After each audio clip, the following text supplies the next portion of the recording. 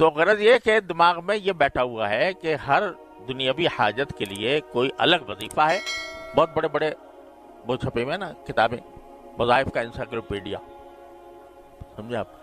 اب وہ سارے اس میں لگ رہے ہیں دلچسپی کے ساتھ سارا علم اس کا حاصل کر رہے ہیں کہ بھئی یہ کون سا وظیفہ کس کام کا ہے.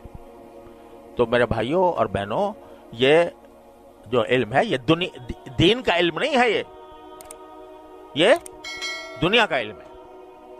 تو اپنے سارے علم کی رسائی اس کی طرف نہ رکھو.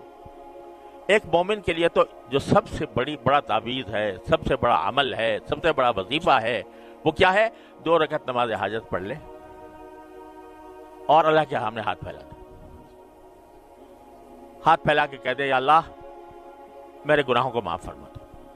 کیونکہ جو کوئی انسان کو مصیبت آتی ہے یا کوئی تکلیف آتی ہے تو بکثرت انسان کے اپنے گناہوں کی وجہ سے آتی ہے. ما اصابکم من مصیبت فبما کسبت ایدیکم ویعفو عن کثیر، قرآن کریم فرماتا ہے جو تکلیف بھی تمہیں آتی ہے تو وہ تمہارے اپنے ہاتھوں کے کرتوت کی وجہ سے آتی ہے.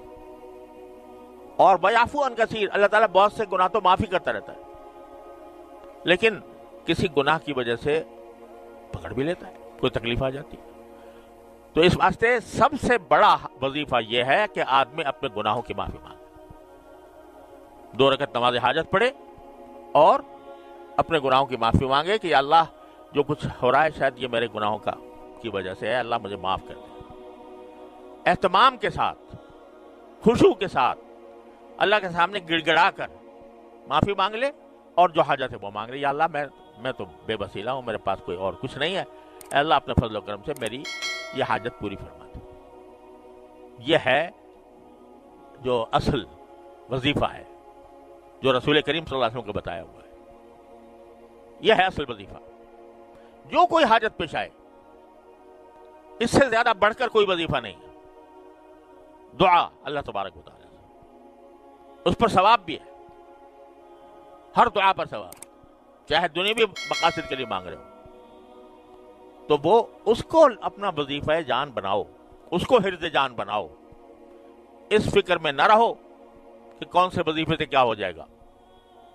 اپنے علم کی ساری پہنچ وہ اس حد تک محدود نہ رکھو.